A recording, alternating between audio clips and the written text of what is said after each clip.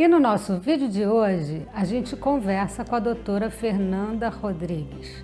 Ela é hematologista e conversa com a gente a respeito de leucemia.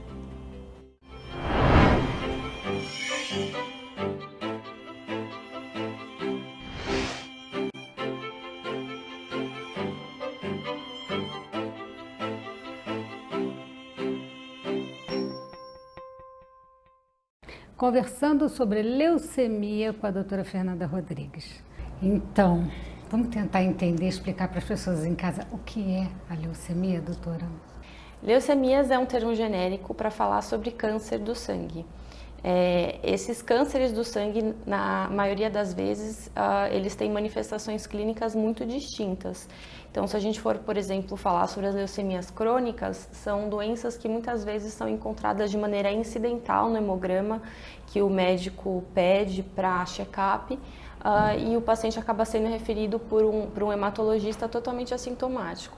Só para a gente entender, assim, numa sequência, ou da idade ou das causas, como é que ela se apresenta no ser humano? É a partir de uma certa idade? Como é que seria isso? Então, depende muito do tipo da leucemia propriamente dito, né? Mas a grande maioria das vezes a leucemia é uma doença do idoso, né? Então, depende que genes importantes para o crescimento das células sofram mutações para desenvolver a leucemia. Então, quando a gente fala das causas das leucemias, é principalmente decorrente das mutações de genes importantes para o crescimento celular. Falando dos tipos de leucemias, porque você está falando que ela é mais comum nos idosos, ela não tem nenhuma relação genética? Teria ou não?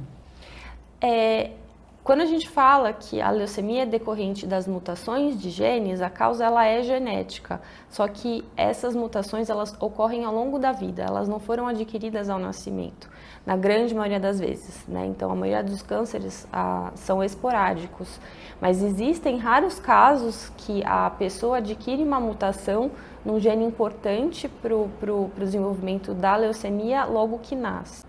Então vamos tentar dividir pelas idades, né? Porque existe também, claro, as doenças, a leucemia que as crianças apresentam. Qual seria o tipo mais comum para as crianças e em que idade isso pode acontecer, doutora?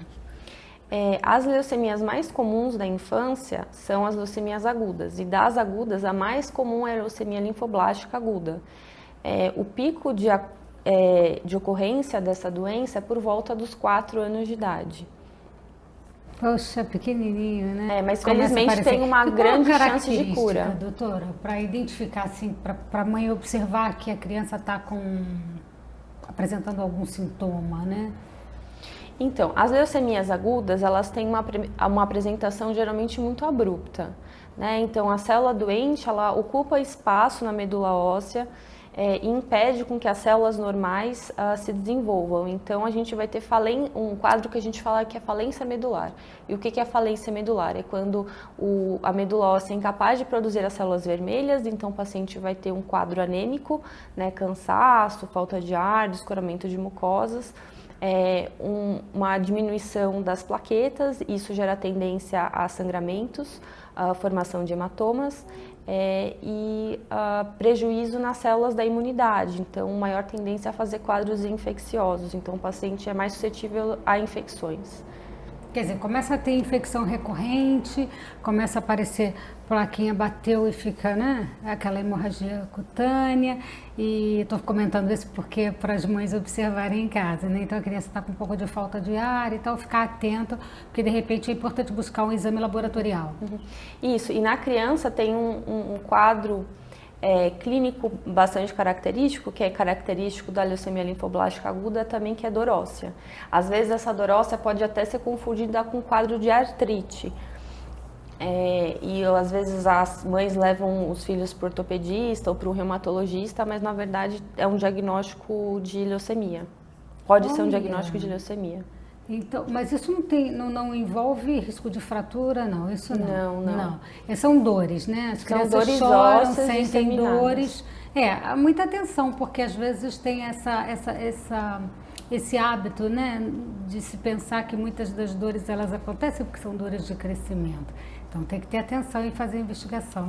Então vamos andar um pouquinho para frente e falar dessa doença, da leucemia presente nas pessoas adultas.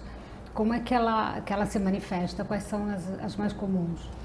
Quando a gente fala das leucemias do adulto, é importante a gente fazer essa divisão entre leucemias agudas e leucemias crônicas. As leucemias agudas vão ter as manifestações clínicas iguais às leucemias da infância que eu conversei um pouquinho antes. Então, assim, o paciente ele vai ter o quadro de falência medular, ele vai precisar de uma internação hospitalar para receber quimioterapia. É uma doença ameaçadora à vida e muitas vezes tem indicação de fazer transplante de medula óssea. Bom, continuando sobre a fase adulta, chegando um pouquinho mais para a terceira idade, tal, onde os mielomas acontecem, como funciona? Como funciona esse câncer no sangue que leva esse quadro de mieloma múltiplo? O mieloma múltiplo é uma neoplasia hematológica, assim como as leucemias, só que a célula de origem ela é diferente e isso faz com que os pacientes manifestem de maneira diferente os sintomas. As manifestações clássicas do mieloma múltiplo, então, são dorócia, quadro de anemia e insuficiência renal. Mas assim, é claro que dorócia, principalmente dor lombar, é muito comum na população idosa, né? Uma pequena porcentagem dos pacientes que se manifestam com dor lombar vão ter diagnóstico de mieloma múltiplo, né? Então, o que vai alertar o médico a pensar nesse diagnóstico é alteração principalmente de exames laboratoriais. Então, quando um paciente começa a ter um quadro de dor lombar prolongada, é importante fazer uma avaliação mínima laboratorial para poder descartar essa possibilidade de diagnóstico. Até porque, doutora, é muito comum as pessoas que com mieloma apresentarem anemia, né? Inicialmente começa com anemia, ou vai para o exame laboratorial e está anêmico. Isso é sempre comum, seria assim? É muito comum, né? Mas existem quadros de mieloma que não precisam aparecer, não precisa necessariamente ter anemia para diagnosticar um mieloma múltiplo. Mas principalmente em fases mais avançadas, paciente que às vezes demora para procurar, a anemia é quase um sinal universal. O que a senhora orientaria as pessoas que nos estão assistindo com relação à leucemia? Não tem o que fazer, é observar e buscar sempre os exames laboratoriais, os check-ups, seria isso? Na verdade, quando a gente fala em câncer, a maior parte da população está acostumada com câncer sólidos que tem possibilidade de rastreamento, por exemplo, câncer de mama, câncer de colo uterino ou câncer de intestino. Esses são cânceres que a gente consegue diagnosticar em estágio precoce. Não é o caso das leucemias. As agudas, né? As leucemias agudas, elas se manifestam muito rápido, então não é possível fazer exames periódicos para detectar uma leucemia num estágio precoce. Na verdade, não existe estágio precoce na leucemia, porque é uma doença do sangue, né? Então, a princípio vai estar em todos os lugares. Então, a indicação é rapidamente observar os sintomas e já buscar um exame laboratorial para indicação. No caso do tratamento, como é que seria nesse caso? O tratamento de leucemias agudas, como eu comentei, é com quimioterapia de alta intensidade, né?